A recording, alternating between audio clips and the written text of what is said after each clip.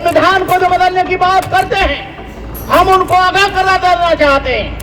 आप एक बार संविधान तो बदल कर देखो, ये जमीन लाल मिलेगी, हर जगह मिलेगी। तुम तो क्या, तुम्हारा बाप भी संविधान को नहीं बदल सकता। ये बोली स्वयं बंदा मय बंदाम भीम अम्बेद नाम काम। हम सबसे पहले उस व्यक्ति को नमस्कार करते हैं, सत सत नमन करते हैं, जिसने अपनी चार औलादों को आप लोगों के लिए, आपके समाज के लिए कुर्बान कर दिया। मेरे से पहले बहुत से बतौले बनाने वाले लोग आए, उनमें से मैं भी एक हूं। मैं केवल 5 मिनट बोलूंगा कि मैं अपने 50 वर्ष के विच्छू जीवन में ढेर सारे संगठनों को देख रहा हूं। कुकरमुत्तों की तरह, जैसे बरसात में कुकरमुत्ते उपज आते हैं, वैसे ही हर 2 साल 3 साल बाद ढेर सारे कुकरमुत्तों की तरह संगठन निकल आते हैं।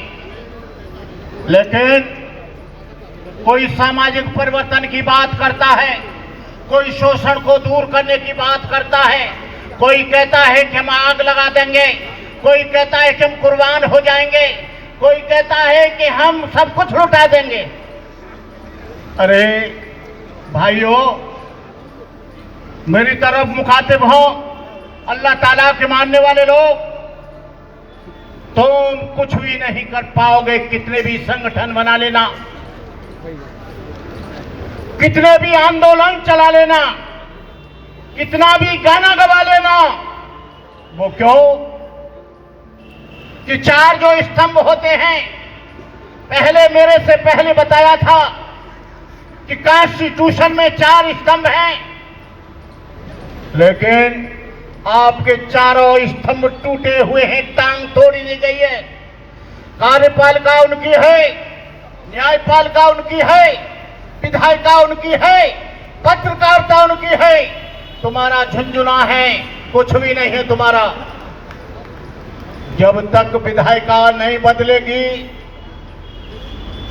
सदन में तुम्हारे लोग नहीं होंगे, तुम्हारे लोग विधायक नहीं बनेंगे,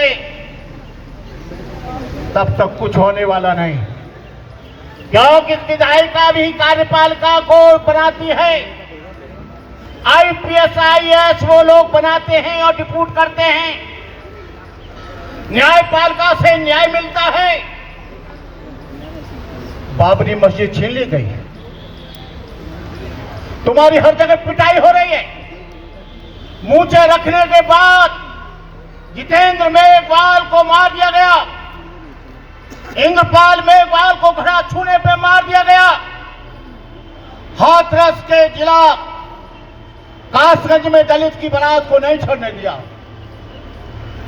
हम लोग आज विकल्प ढूंढ रहे हैं, और ये जो मंच है ना, ये ऐसा वैसा मंच नहीं मुझे दिख रहा है। ये कुछ बदलाव करना चाहता है, लेकिन बदलाव करने से पहले मैं बता दूं, सामाजिक मंच हमेशा बिकते आए हैं, बेईमान लोग हमेशा बिकते आए हैं। जिग्नेश दलितों की बात करता था गुजरात में, कांग्रेस से समझौता कर लिया। कन्हैया कुमार बहुत बड़ी तकरीर देता था बहुजन महापुरुषों के ऊपर, वो भी बिक गया। रामदास आठवले ने दलित पेंशन बनाई, वो भी चला गया। रामराज उदित राज ने प्रसंग का संगठन बनाया, वो भी बीजेपी में चला गया।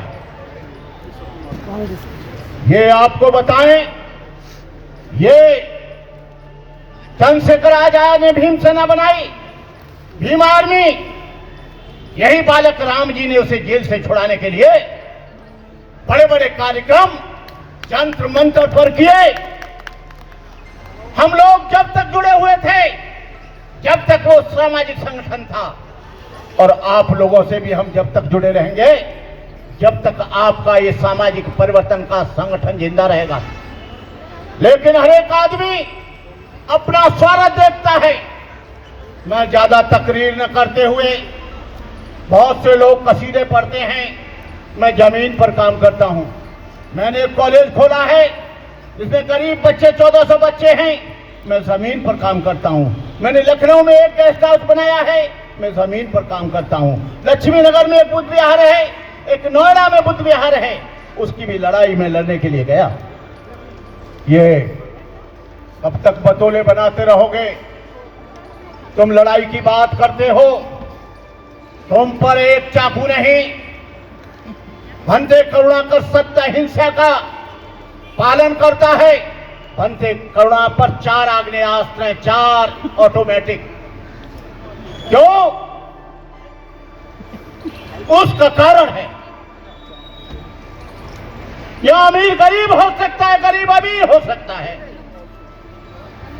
लेकिन ब्राह्मण अछूत नहीं हो सकता, अछूत ब्राह्मण नहीं हो सकता।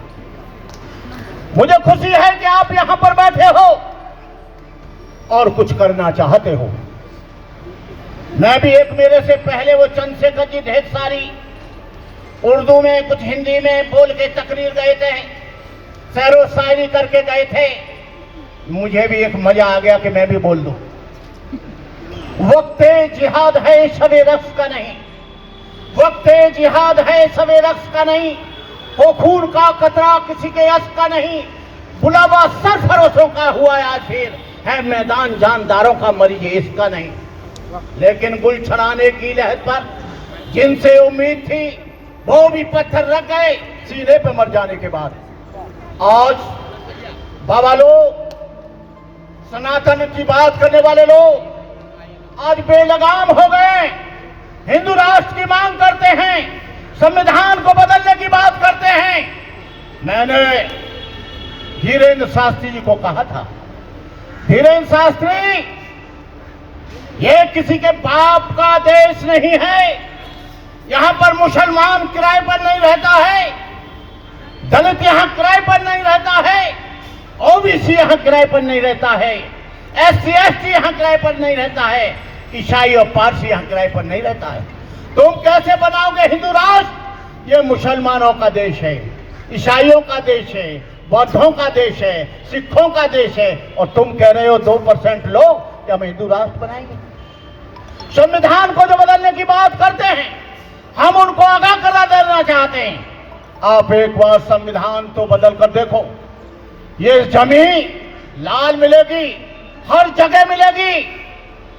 तुम तो क्या, तुम्हारा बाप भी संविधान को नहीं बदल सकता। ये बोधिसत्व डॉक्टर बाबा साहब ने संविधान बनाया है, जिन्होंने धर्मनिरपेक्षता उसमें दी है, सेकुलरिज्म दिया है। सेकुलरिज्म के लिए आपको संविधान को पहले खत्म करना पड़ेगा, और संविधान खत्म करने से पहले तुमको यहाँ पर 20 करोड़ दलितों को और 25 करोड़ मुसलमानों को खत्म करना पड़ेगा, तब यहाँ पर आप बदलाव ला सकते हो, कभी नहीं ला सकते। मैं ज्यादा न बोलते हुए बालक राम जी को बधाई देता हूं। बालक राम जी, आपको मैं देख रहा हूं बहुत दिनों से, आप बहुत से संगठनों में काम करते हैं, फिर आप जैसे ईमानदार आदमी को अलग कर दिया जाता है। समता सैनिक दल में आपने काम किया, भारतीय बौद्ध महासभा में आपने काम किया, भीम आर्मी में आपने काम किया, जो यहाँ के छितरे फितरे छोटे मोटे लट्टू पट्टू और भी संगठनों ने तुमने काम किया, लेकिन बेईमान लोगों के बीच में तुम कहीं टिक नहीं पाई। उसका कारण यह है तुम्हारी ईमानदारी पर कोई शक नहीं है। शक है तो उन बेईमान लोगों के लिए, क्योंकि जो बालक राम जी को मैं बहुत दिन से जानता हूं, उन्होंने तन मन धन, और उस व्यक्ति का एक भी ऐसा उदाहरण नहीं मिलेगा कि उन्होंने किसी की चीटिंग करी हो। ये आपने संगठन बनाया है, लेकिन मैं आपको, आपके संगठन के लोगों को ये पूछना चाहूंगा, पार्टी एक दिन में नहीं बनती है, पार्टी के लिए टाइम चाहिए। आने वाले समय में 2024 में आप बताओगे, मैं नहीं, आप किस पार्टी को सपोर्ट करोगे? बीएसपी को करोगे? वोट तो आपका है ही है, मैं इसको राजनीतिक मंच नहीं बताता।